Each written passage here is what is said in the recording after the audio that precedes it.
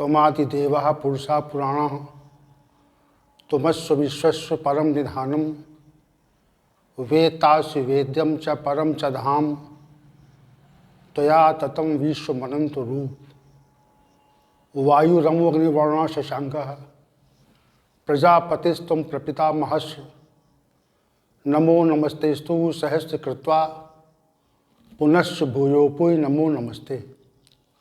वसुदेवसुतं देवं कंसचारूरमर्दनं देवकी परमानंदम श्रीकृष्णं वंदे जगद्गुरुं।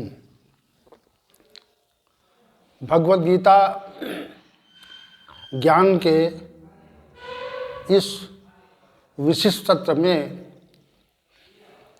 आप सभी श्रद्धालुजनों का, श्रोताओं का और जो गीता ज्ञान के जिज्ञासु हैं उन सभी का विशेष स्वागत है। हम सभी भगवद गीता के अध्याय 2 के अंत में जो स्थित प्रज्ञता विषय है उसी पर निरंतर चर्चा कर रहे हैं। कल की चर्चा भगवद गीता के दूसरे अध्याय के 58वें श्लोक के पूर्वार्ध भाग पर समाप्त हुई थी, जिसमें श्री भगवान ने कहा था यदा संहर्ते चायम कूर्मा अंगान इव सर्वशः, अर्थात प्रतिकूल परिस्थितियों के आने पर जिस प्रकार से एक कछुआ अपने समस्त अंगों को समेट लेता है, इस पूर्वार्ध भाग पर कल की चर्चा का विराम हुआ था और आज की चर्चा अग्रिम श्लोक से अग्रिम उत्तरार्ध भाग पर से आरंभ हो रही है। श्री भगवान ने 58वें श्लोक के उत्तरार्ध भाग में ये कहा, इंद्राणी इंद्रियार्थेभ्य तस्य प्रज्ञा प्रतिष्ठिता, अर्थात जिस साधक की इंद्रियां अपने इंद्रिय अर्थों अर्थात विषयों से निवृत्त हो जाती हैं, अर्थात जो साधक अपनी इंद्रियों को इंद्रिय विषयों से पूरी तरह से जिस काल में हटा लेता है उस काल में वह साधक स्थित प्रज्ञ कहा जाता है और ऐसा साधक परमात्मा की अनुभूति का पात्र हो जाता है, परमात्मा के साक्षात्कार का पात्र हो जाता है। इस उत्तरार्ध श्लोक में 2 पद प्रमुख हैं, इंद्रियाणी इंद्रियार्थेभ्यः, यानी इंद्रियों को इंद्रिय विषयों से। अब पहले तो हम ये प्रस्तुत करेंगे कि मनुष्य में इंद्रियां कितनी होती हैं और उन इंद्रियों के विषय क्या होते हैं, और अंततः इस विषय पर चर्चा होगी कि इंद्रियों को इंद्रियों के विषयों से किस प्रकार से विलग किया जा सकता है और विलग करके परमात्मा के साक्षात्कार की प्रक्रिया क्या है। तो पहला जो हमारी प्रस्तुति है वो इस विषय पर है कि मनुष्य में कितनी इंद्रियां होती हैं। मनुष्य में, प्रत्येक मनुष्य में 5 ज्ञानेंद्रियां और 5 कर्मेंद्रियां होती हैं।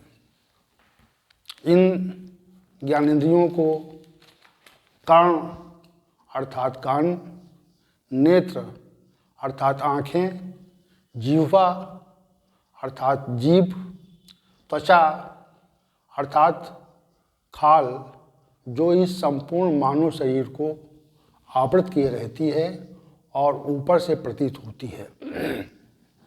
नासिका अर्थात नाक। तो ये 5 ज्ञानेंद्रियाँ प्रत्येक मनुष्य में होती हैं और उसी प्रकार 5 ज्ञानेंद्रियाँ 5 कर्मेंद्रियाँ होती हैं, जिन्हें वाक अर्थात वाणी, हस्त अर्थात हाथ, पाद अर्थात पैर, उपस्थ अर्थात जनेंद्री और पायु अर्थात मल द्वार कहा जाता है। तो 5 ज्ञानेंद्रियाँ और 5 कर्मेंद्रियाँ। कर्मेंद्रियों से श्रेष्ठ ज्ञानेंद्रियाँ हैं, ज्ञानेंद्रियों से श्रेष्ठ मन है और मन से श्रेष्ठ बुद्धि है।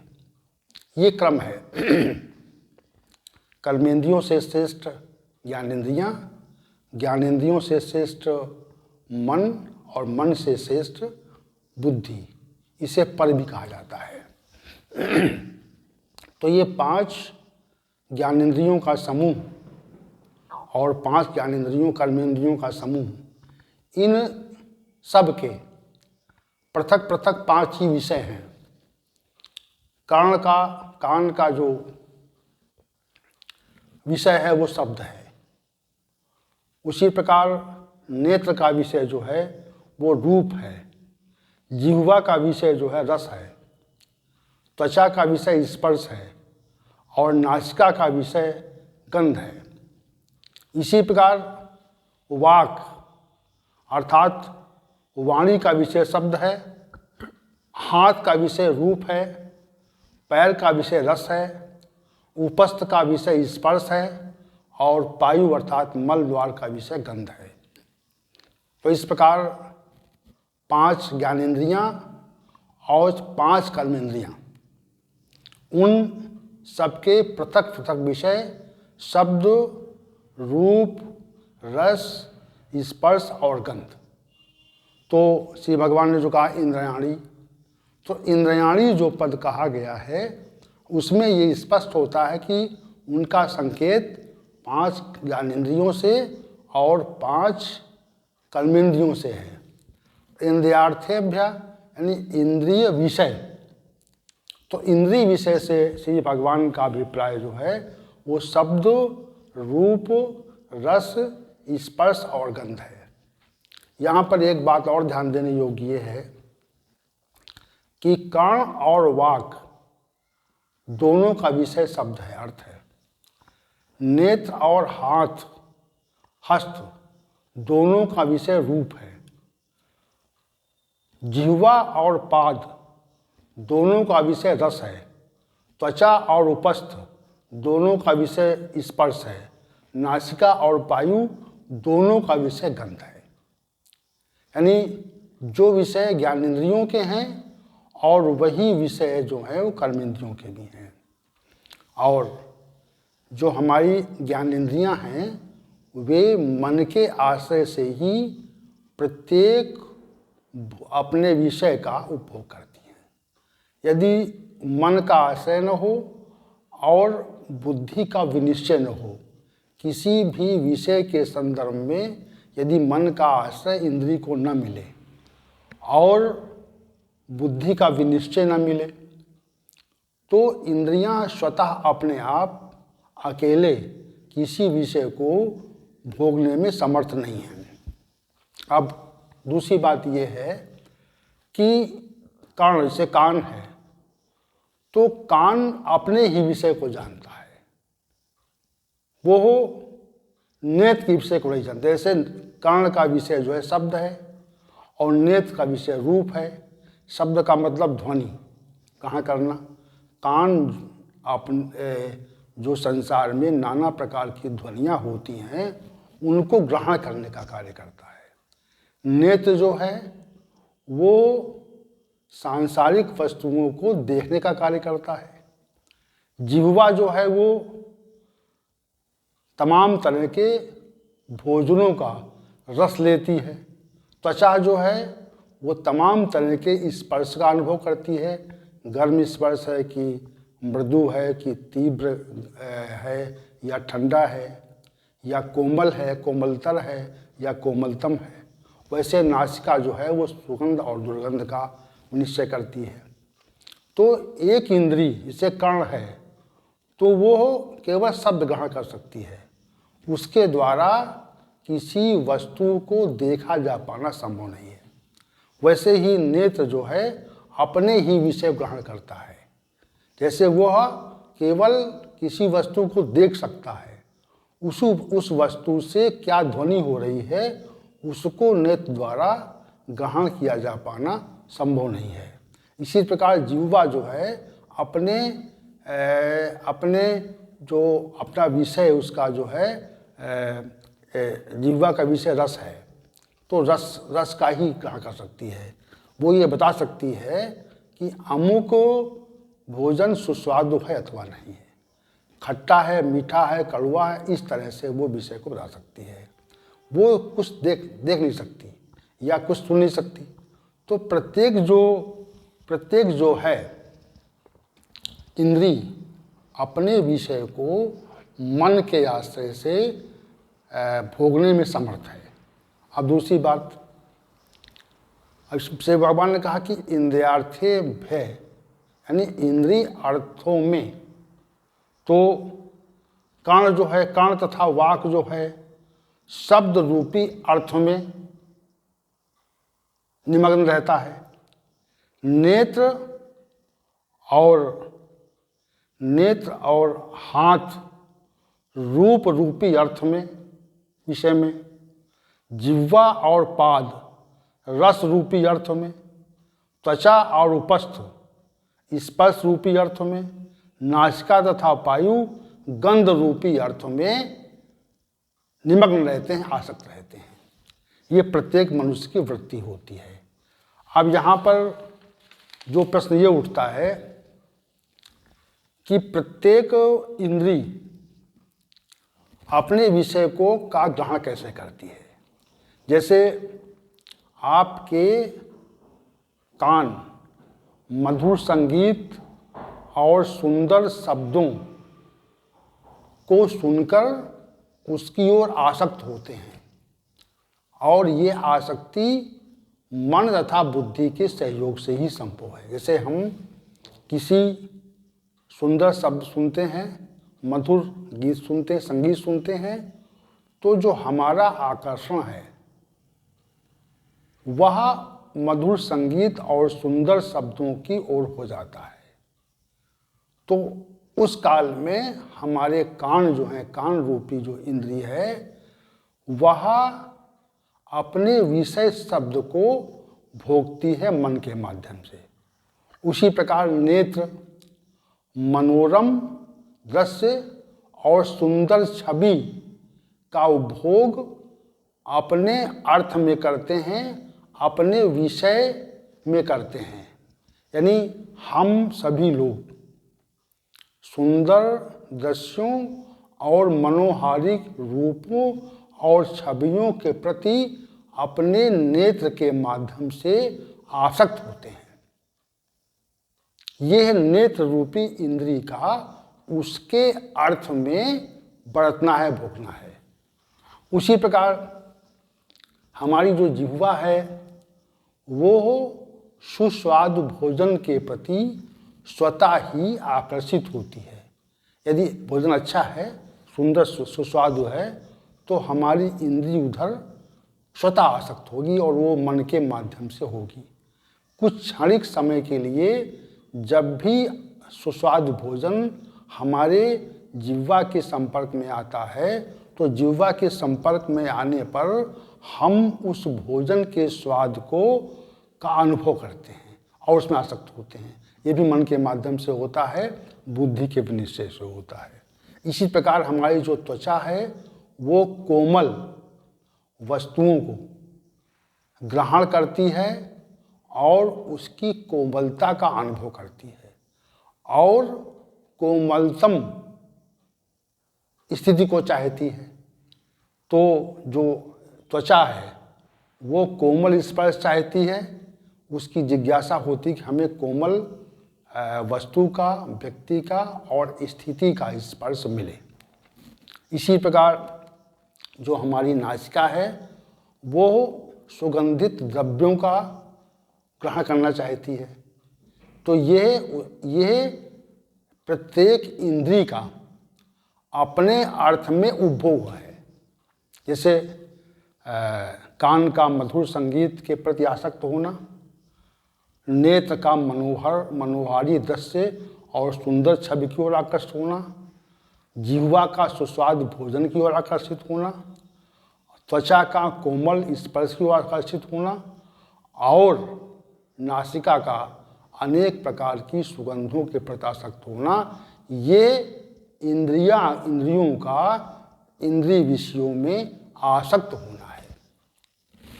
और इसी आसक्ति में मनुष्य जीवन भर पड़ा रहता है। अब यहाँ पर एक तथ्य और उठता है कि एक सामान्य मनुष्य शब्द, रूप, रस, स्पर्श और गंध, इन विषयों की ओर आसक्त होकर के नाना प्रकार के कर्म करता है और उसके संयोग की इच्छा करता है कि इन विषयों से हमारा संयोग हो। ऐसी इच्छा हमारी इंद्रियों की भी होती है और मन की भी ये आकांक्षा होती है कि इंद्रियों के माध्यम से वो इंद्रिय विषयों का उपभोग करे और बुद्धि के द्वारा उन इंद्रिय विषयों का हम ग्रहण करें, निश्चय करें।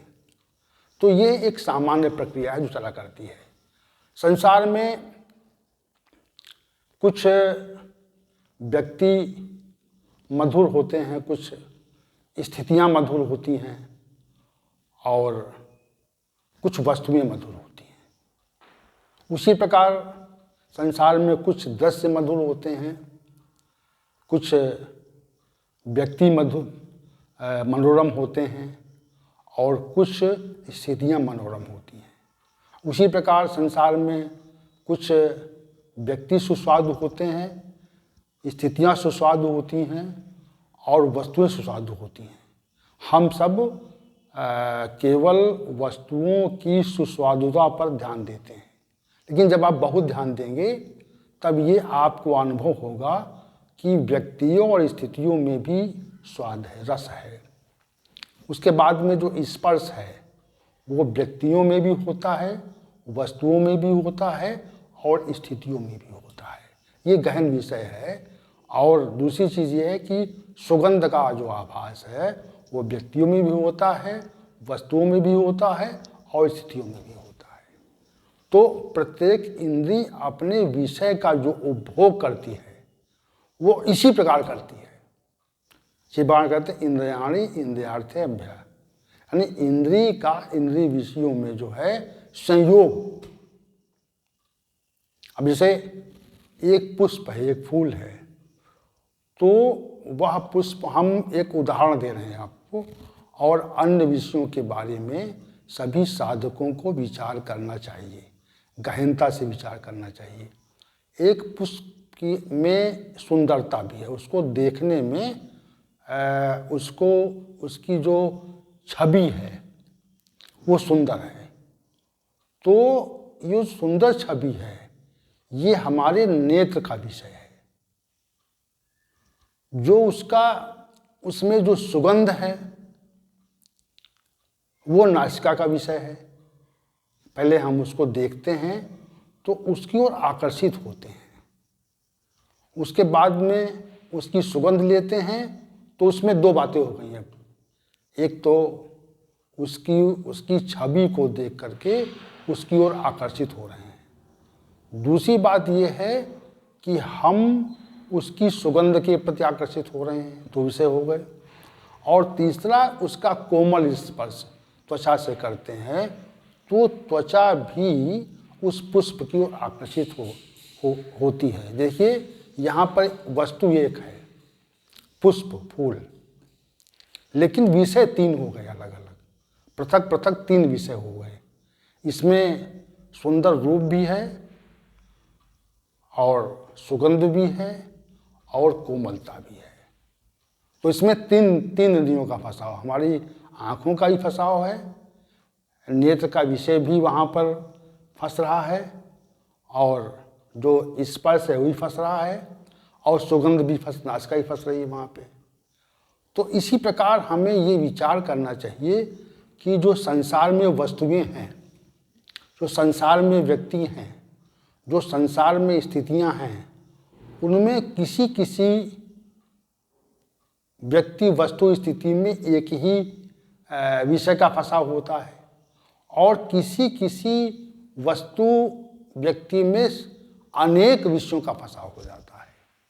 जैसे हम कोई भोजन कर रहे हैं तो भोजन में काफ़ी सुस्वाद होता है, अच्छा भोजन बना हुआ है, तो वो हम जिह्वा के माध्यम से उस विषय का उपभोग कर रहे हैं, तो ये हमारा जिह्वा का फंसाव है।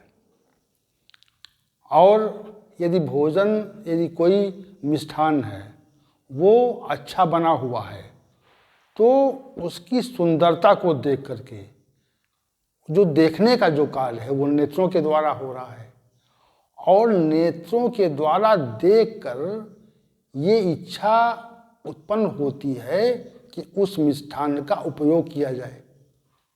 तो जो देखना है वो नेत्र का विषय है, और जो उसका उपभोग करना है वो जिह्वा का विषय है। इसी प्रकार हमारी जो समस्त कर्मेंद्रियां हैं उस पे हमें गहन चिंतन करना चाहिए। हाथ, वाक, हस्त, पाद, उपस्थ, वायु, इन सब कर्मेंद्रियों के बारे में कर्मेंद्रियां भी अपने विषयों में ही बढ़ती हैं, अर्थात वे विषयों का उपभोग अपने अनुसार ही करती हैं। अब ये साधक लोग विचार करें कि किस वस्तु का, किस व्यक्ति का, किस स्थिति का उपभोग हम कर्मेंद्रिय से करते हैं, किस ज्ञानेंद्रिय से करते हैं। अब यहाँ पे जो श्री भगवान ने कहने का अर्थ ये है कि इंद्रियों किस काल में, यदा पद का प्रयोग श्री भगवान ने इस श्लोक के पूर्वार्ध भाग में कर दिया है, और तदा का प्रयोग हमें इसके उत्तरार्ध भाग में मान लेना चाहिए। यदा के साथ तदा आता है। तो जिस काल में इंद्रियां, साधक की इंद्रियां इंद्रियों के अर्थों से, विषयों से उसी प्रकार निवृत्त हो जाती हैं जैसे एक कछुआ अपने अंगों को प्रतिकूलता के आने पर समेट लेता है।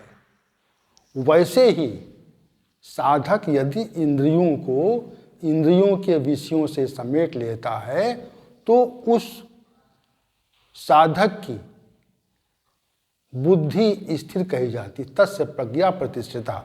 उस साधक की जो बुद्धि है वो स्थिर कही जाती है और वो परमात्मा के साक्षात्कार का पात्र हो जाता है। तो विशेष बात है। अब इसकी गहनता को आप समझिए। इसमें प्रक्रिया भी है और लक्षण भी है, और परमात्मा की साक्षात्कार का विशेष तथ्य है इसमें। जैसे मधुर गीत संगीत सुनने के बाद में हमारे कानों में कोई विकृति ना हो, मन में विकृति ना हो, क्योंकि मन में विकृति होगी तब बुद्धि से उसका उस विकृति का निश्चय होगा और उपभोग होगा कानों से। तो मधुर गीत संगीत सुंदर शब्द सुनने के बाद में हमारे मन में कोई विकृति ना हो, एक बात।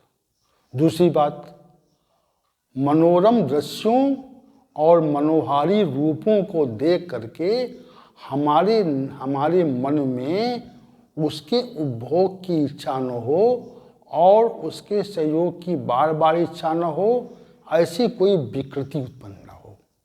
तीसरी बात, सुस्वादु भोजन को देख करके हमारे मन में उसको ग्रहण करने की इच्छा न हो, इच्छा का अभाव हो जाए।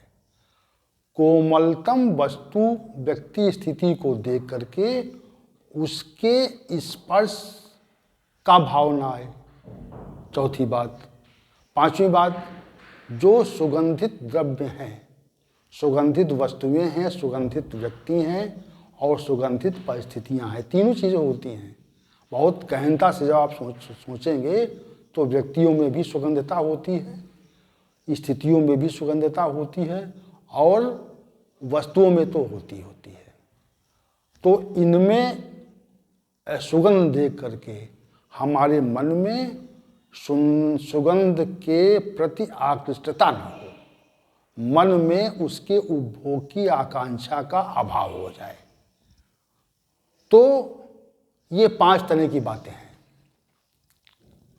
अब साधक के मन में कारण के विषय के प्रति भी अनासक्ति का भाव, मनोरम दृश्यों के प्रति भी अनासक्ति का भाव, सुस्वाद भोजन के प्रति भी अनासक्ति का भाव, स्पर्श कोमलतम वस्तुओं के स्पर्श के प्रति भी अनिच्छा का भाव और विकृति न उत्पन्न हो, और सुगंधित द्रव्यों के प्रति भी अनासक्ति का भाव, उनको ग्रहण करने की इच्छा का अभाव। तो ये इंद्रियों को इंद्रिय विषयों से पृथक करने जैसी बात है। अगर विकृति उत्पन्न होती है तो फिर साधक में पूर्णता नहीं आती। पूर्ण, इसका मतलब कि पूर्णता का अभाव वहाँ पर है। अभी साधक में अपूर्णता है।